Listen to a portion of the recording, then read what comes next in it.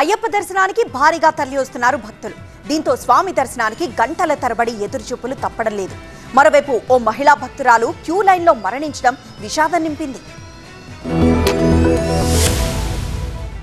వార్షిక మకర విళక్కు యాత్ర సీజన్ ప్రారంభమైన రెండో రోజే శబరిమలకు భారీగా భక్తులు పోటెత్తారు. లక్షలాది మంది భక్తులు ఒకేసారి అయ్యప్ప దర్శనం కోసం తరలి రావడంతో క్యూ లైన్లు నిండిపోయాయి. అయ్యప్ప దర్శనానికి 16 గంటల సమయం పడుతోంది. దీంతో భక్తులకు సమస్యలు తప్పడం లేదు. కిలోమీటర్ల మేర ఉన్న క్యూ లైన్లలో గంటల తరబడి నిరీక్షిస్తున్న భక్తులకు సరైన ఏర్పాట్లు చేయలేదు అన్న విమర్శలు వెల్లువెత్తుతున్నాయి. ఆలయ ప్రాంగణంలో భారీ సంఖ్యలో భక్తులు గుమ్మిగూడడంతో తీవ్ర ఉద్రిక్తత నెలకొంది. శబరిమలలో భక్తుల రద్దీని నియంత్రించడంతో పాటు క్యూ లైన్లలో వారు పడుతున్న సమస్యలను పరిష్కరించేందుకు తక్షణమే చర్యలు చేపట్టాలని టీడీపీ బోర్డు నిర్ణయించింది. క్యూ లైన్లలో గంటల తరబడి నిలబడిన భక్తులకు నీళ్లు అందించడానికి 200 మంది అదనపు సిబ్బంది నియమించారు. ఇక పంబ నది దగ్గర రద్దీని తగ్గించడానికి భక్తులను నిలక్కల్ వద్దే కంట్రోల్ చేస్తున్నారు. నిలక్కల్లో 7 అదనపు స్పాట్ బుకింగ్ కౌంటర్లను ఏర్పాటు చేసి అక్కడే దర్శన టికెట్లు బుకింగ్ చేసుకునే సౌకర్యాన్ని కల్పించనున్నట్టుగా అధికారులు చెబుతున్నారు. నవంబర్ 16వ తేదీ సాయంత్రం శబరిమల సన్నిధానం తెరిచినప్పటి నుంచి మంగళవారం మధ్యాహ్నం వరకు దాదాపు 2 లక్షల మంది భక్తులు దర్శనం కోసం ఆలయానికి చేరుకున్నారని ట్రావెన్కోర్ దేవస్థానం బోర్డు తెలిపింది.